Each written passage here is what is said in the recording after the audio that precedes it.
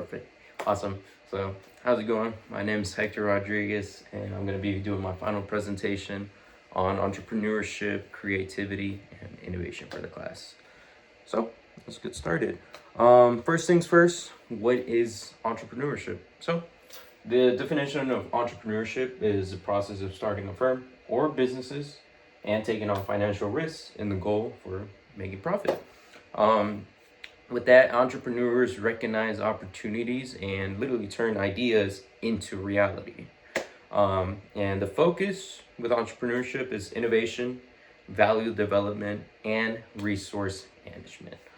Um, that being said, there's 5 types of entrepreneurs. There's innovators, so create novel products or services. For example, Steve Jobs is one of the biggest ones, with literally coming up with Apple and making computers and everything like that, and really getting the ball rolling when it comes to like technology, where we literally have phones and computers that I'm using right now in order to literally do all of this. Hustlers, they start small and work hard to grow. So like a main one I could think of is literally my own mom. She has her own cleaning company, which she started back in 2019, I want to say. And she literally started with having 0 clients or anything like that. And now she's doing projects where now she both cleans and does painting. So literally two ways to make money. But literally has just a bunch of customers with a bunch of properties, um, which pretty much made her company really grow, and having a lot of people under her company. Another one is imitators, so enhance current concepts. The one I thought of immediately was actually the business of Apple and Samsung. So usually when you see them, they're really competing on who does the best in this or that.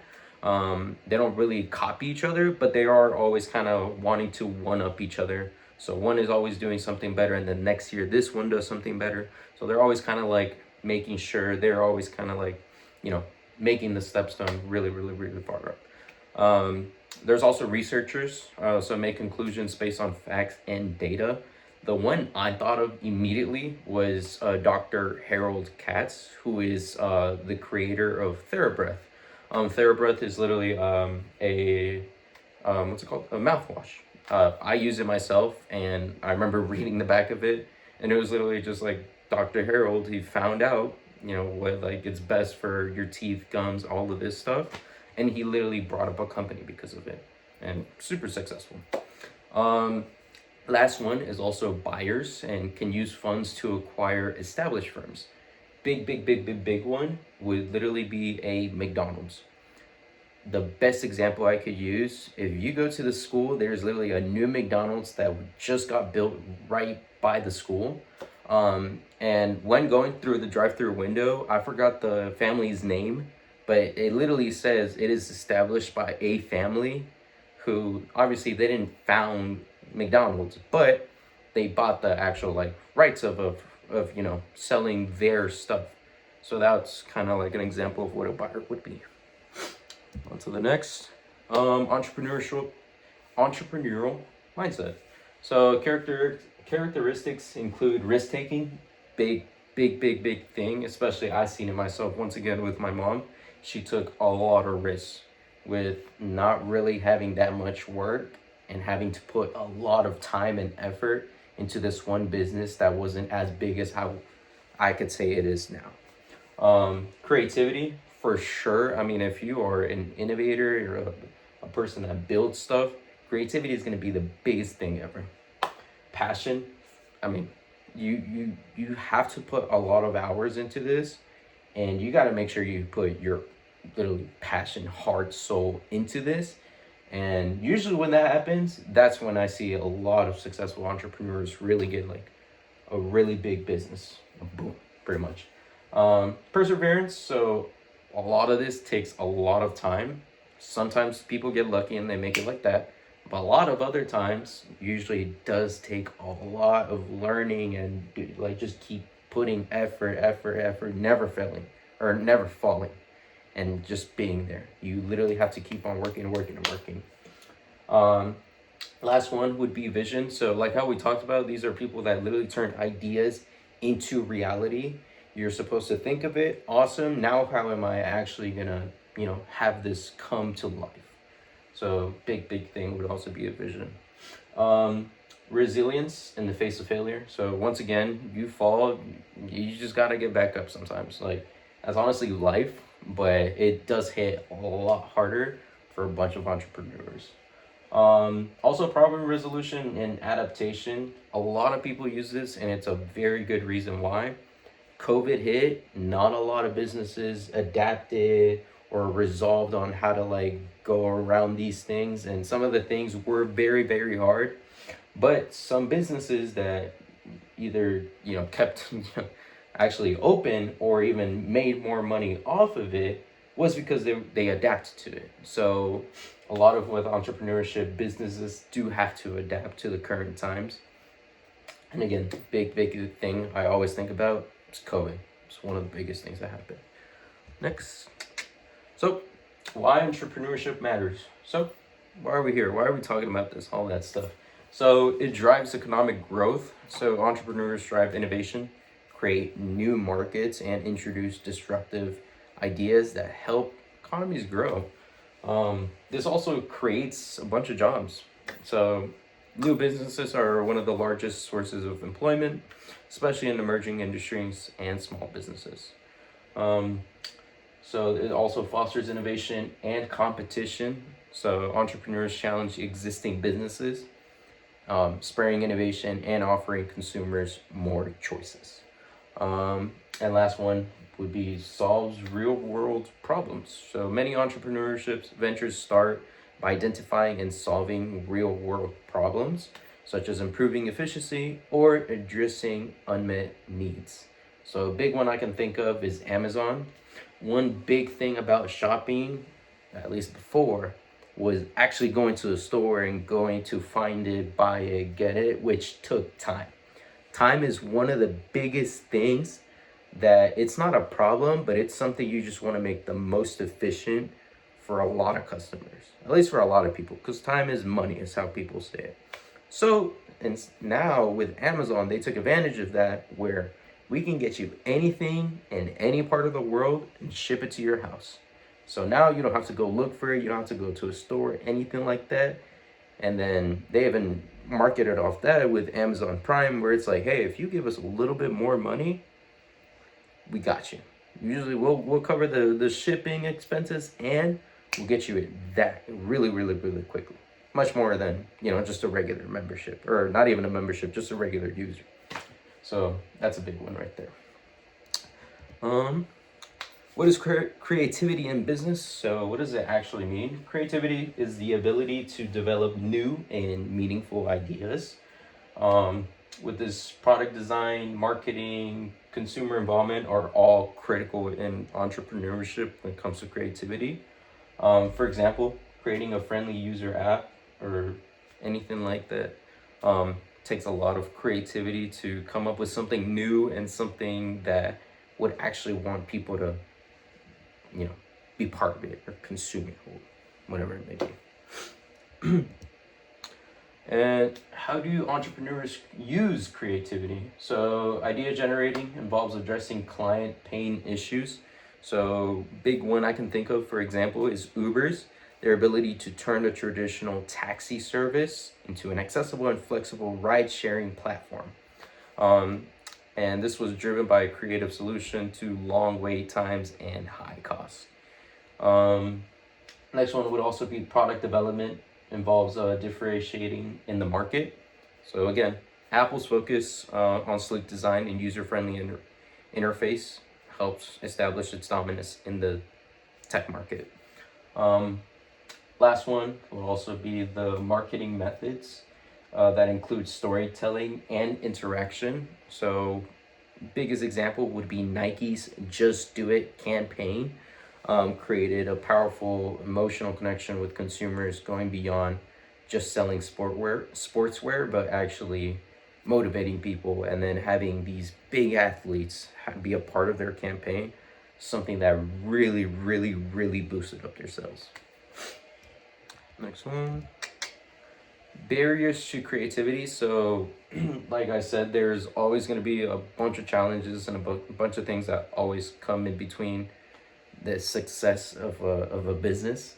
A few of them, it's fear of failure. This is the biggest thing, probably. Many entrepreneurs may avoid taking creative risks due to the potential for failure or criticism. Overcoming this fear is essential to fostering innovation. Um, Also, limited resources or rigid routines. So, sometimes not a lot of people are lucky with either money or type of material like funds, anything like that. So, especially for startups, there may be constraints in time, money, and talent, which can limit the scope of creative ideas. Entrepreneurs need to learn to work with constraints um, while finding solutions. And then last one is organizational culture resistant to change. So if a company's culture is too focused on maintaining the status quo or is rigid in its process, creativity can be, you know, stifled. Um, Leaders need to encourage risk taking and experimentation. Cool.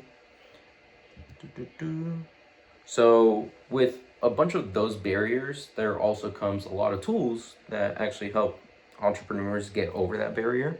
Um, Big ones I could find was brainstorming. Is a process of coming up with ideas in groups. So two minds is better than one, unless it's Albert Einstein. But usually you don't have that person in there. But when you get a bunch of people in a group and literally want to do one goal, a lot of big things can happen from that. Also found out about Scamper, which is substitute, combine, adapt, modify. Um, Scamper, put to another use, eliminate, and reverse. Um, so with that, I have a thing right here. So substitute, simple definition is replace one component or element of a product or service with something else. You can also combine, so merge two or more ideas or concepts to create something new. You can also adapt, so adjust or tweak existing ideas to fit a new context or purpose. You can modify the product, changes aspects to the idea to improve it or make it more effective. Um, Put to another use, so take a product or service and find a new use or market for it. Eliminate, so remove unnecessary elements to streamline or simplify a product or service. And then last one, reverse. Think about reversing the roles or processes to come up with something innovative. Cool. And then last one would be mind mapping, involves visualizing relationships. Cool. Boom, boom. Next one is actually defining innovation. So innovation is a transformation of creative ideas into valuable products or services. With this, it's more than just an invention, it's about providing value. So I could invent something that's super useless, probably not going to be as innovative. So it has to be something usually new, and it has to, once again, help people out, help the consumers like pain points or anything like that. Types include product, processes, business. Types include product, process, business model, and social innovation. Cool. So process of innovation. So how does it actually happen? So once again, steps include ideation, feasibility analysis, prototype, testing, and launch. So once again, big example would be like developing a new app from user research to app store release. So literally thinking about something that maybe someone needs an app to. I don't know. I need to know where myself, I like to fish. I would love to know where is the best fish of this specific species and at this specific time. Something like that probably exists, but let's say it doesn't. I literally have to go straight from what I need or what the user wants to actually make it possible, the analysis, the prototype, does that app actually work? And testing, once again, does it actually work? Everything like that. And once all is done, launch it. So it is a whole process for that to happen, which is that one right there. Boom, boom. Disruptive innovation. So innovations that transform industry. It's a type of disruptive innovation. Some examples include Netflix, so like streaming, Uber, once again, so with ride sharing, and Airbnb, which would be with like lodging, housing, everything like that. So some keywords to always have with connecting with disruptive innovation would be its simplicity, its accessibility, and its cost. Because once again, usually, honestly, all of these. Netflix became its biggest competitor with like Blockbuster or Redbox. And literally, it's just because it was easy to access. You're literally at the comfort of your own home, and it was cheap compared to renting out a movie. Actually, going to go get it. Once again, it comes with the accessibility. Uber took over mostly because it was now an app on your phone, and that was a big thing.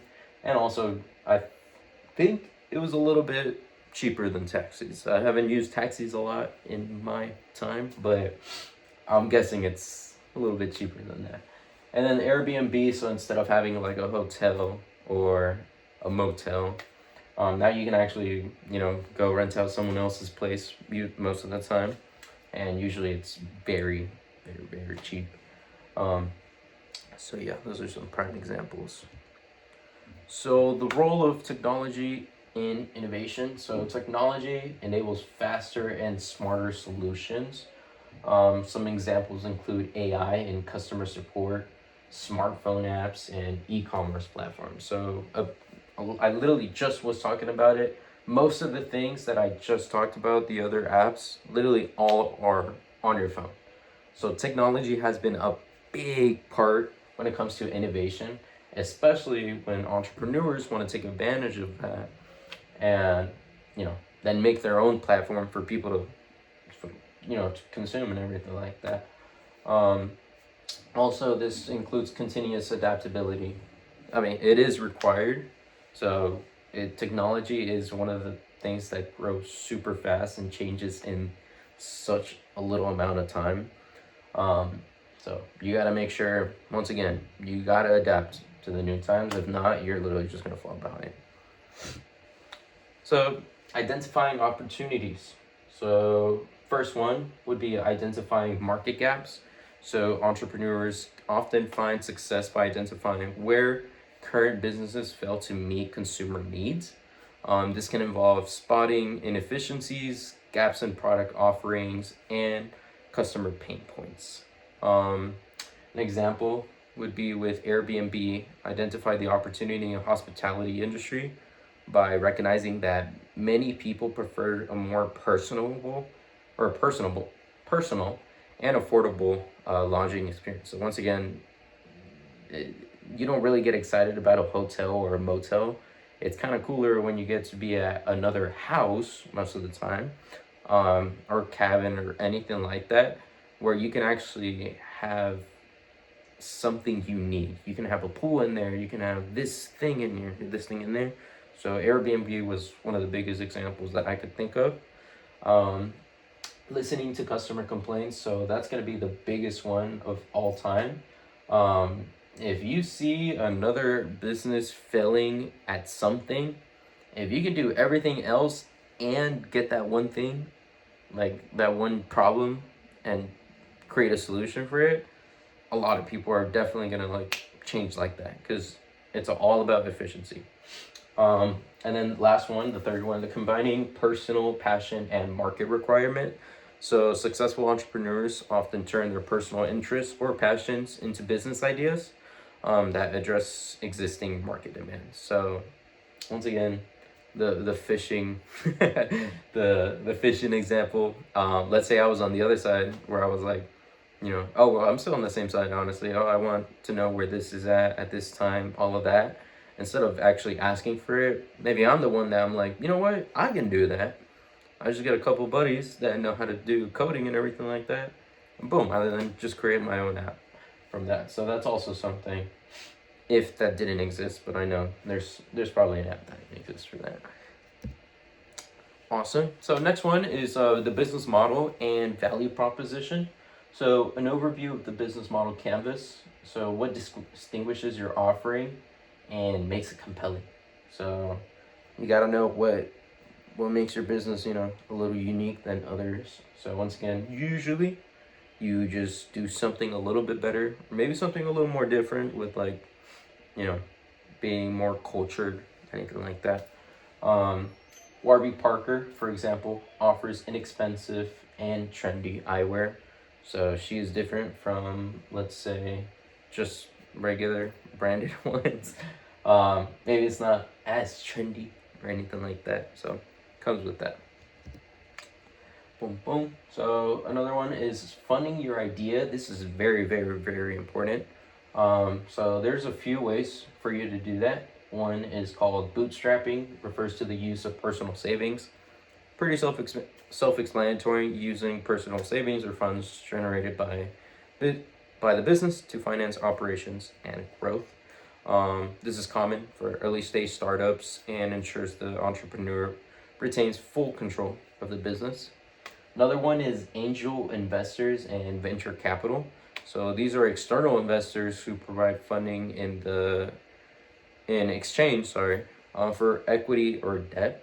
With this, angel investors usually invest in early stages as well, while venture capitalists often invest in business with high growth potential. So usually, best example, Shark Tank, the sharks. They like to see what kind of like numbers you are pulling, and if they really want to invest in this type of company where they can make it grow significantly more. Another one is also crowdfunding platforms that include Kickstarter or GoFundMe. These are the two biggest ones right here. Pretty self-explanatory. You pretty much just go on either of these websites, and usually you make a video on what your business is about, or like what idea you have for a product, an app, anything like that, or a service. And with that, you can then put like, I have a goal of, let's say $10,000, and I can make this happen. And with this, usually you would then say to whoever invests this much amount of money into the company, I will give them this product for free, or this service free for a year, something like that. You give something back in your service where they, give you the actual funds for your company. Last one would also be the grants and loans for small businesses. So pretty common as well. These are often provided by government or nonprofit organizations to help support new businesses, particularly those that meet certain social or economic objectives. So that's good right there. So some common challenges entrepreneurs face: securing funds. Money is honestly a big thing when it comes to actually starting the company. I mean, even later in the company. You got to make sure you make your money, but you do need money in order to start most of the time, I want to say. You also got to know how to manage your growth. If you know how to manage a small group of people, but then next, say, 2 years later, you have a whole office of people and you don't know how to manage that, it's going to crumble down and most likely go back to like the small group. So you also got to know how to manage it efficiently. Also dealing with competition. So most likely you're not going to be the only business that is in that type of competition. If you want to sell shoes, there's Nike, Adidas, Puma, all the other ones, Jordan, whatever. They're all big competitions, and you're not going to be the only one. But I think it's also honestly good because then it actually motivates you to do better than the other people or other businesses. And also balancing work life and mental health. So you're still human at the end of the day. You're not really a robot, let's say. So this is one of the big things as well. My mom for sure struggled with that for like the first year, where she was putting a lot into her work, and then she was like drained. I could see it in her eyes. She was absolutely tired. Now, luckily, fortunately, now she has like time, because she learned how to manage her growth, um, in order to then actually have a balanced routine with us, like her children, everything like that, whatever she needs to do outside of the business. So this is something that's really, really, really important to know how to face. Next one, building a culture of innovation. So building a culture is also super important. You want to make sure that not only you, but whoever is under you really, really, really, really want to make sure you do well as well. So big one I saw was encourage, reward, encourage. Big steps right there.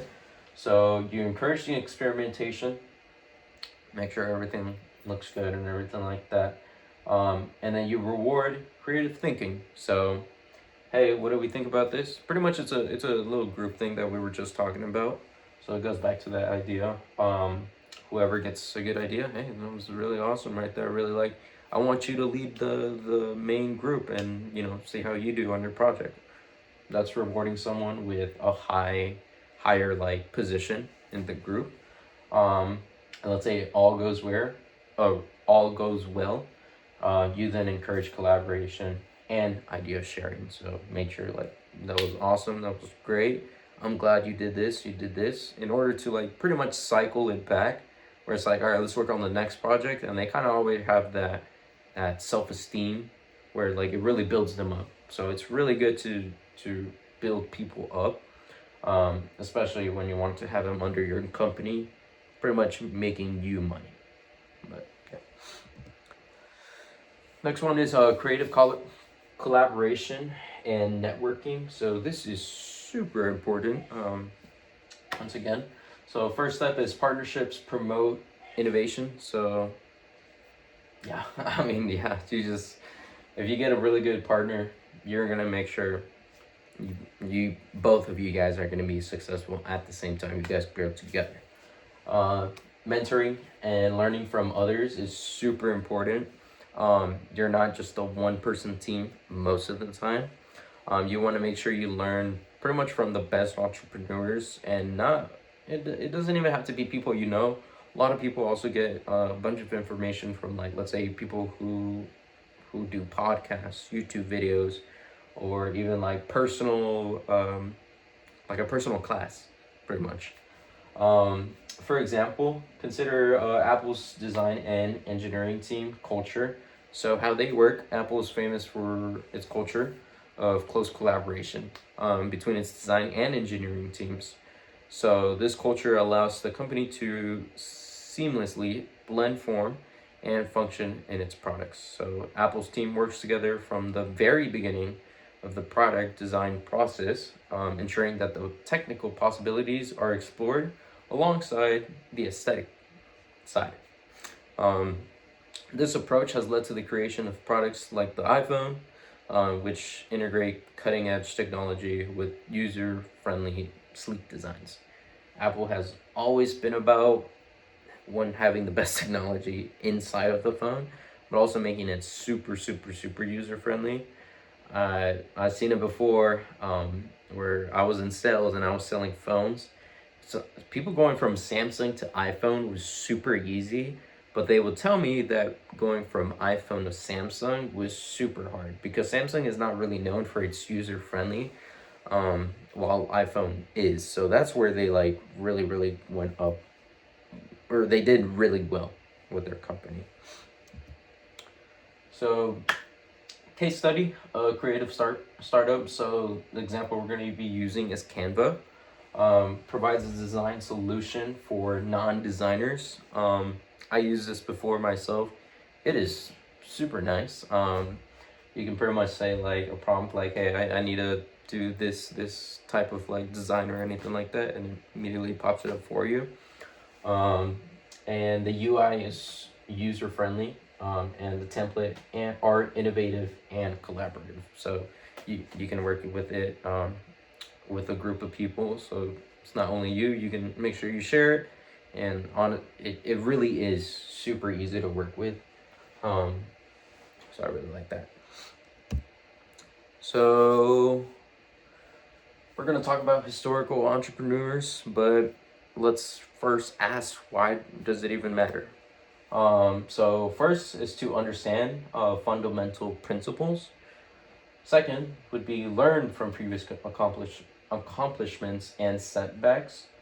And then third would also be finding an inspiration for modern difficulties. Boom. So let's get straight into it. So my entrepreneur is going to be Thomas Edison. So super old guy. Who, a little bit of background, he was an American inventor and businessman. So he was also pretty much an innovator himself. So Edison didn't just invent things. He focused on turning his inventions into viable businesses, creating the first industrial research laboratory. This allowed him to continuously innovate and improve upon his own work. So what did he invent? Well, he invented a lot of important things like the phonograph, a light bulb, the biggest one he's pretty much known for. And he even did the motion picture camera, which I didn't even know myself, but it kind of makes sense since he works with light and it all kind of ties in together, so that's cool. And with that, he founded General Electric, his own company right there. Boom. And so what is Edison's impact on innovation? So he did over 1,000 patents. So he showed his dedication to creating practical and usable technologies. He built systems, not simplify items. For example, the electrical distribution. I don't know too much about it, but I know he did that for sure. He also did scalable commercialization of technologies. So Edison is often credited with creating the first organized research and development laboratory in Menlo Park. This approach to systematic innovation and collaboration led to the creation of a host of technologies that are revolutionized today. Cool. What can we learn from Edison? So his persistence. So once again, 1,000 unsuccessful efforts at the light bulb. Probably a lot. Like you don't really just try things 1,000 times and then after that you're like, I finally got it. I would be proud. But I think after like 20 times, I know I would probably give it up. Not really, but maybe. I don't know. Collaboration and labs for innovation. So once again, he made sure he made his own lab in order to make his job as easy as possible, even though again it took 1,000 tries. But he made sure to make the most out of those 1,000. He also was one of the first innovators where he made inventions into businesses. So light bulbs are a big thing, phonographs not so much, but motion picture, we definitely use that a lot to this day. So he really showed what is possible in entrepreneurship. And that is pretty much it. These are all my references right here that you can take a good look at. Once again, thank you for listening to my little presentation over here, and you have a good rest of your day.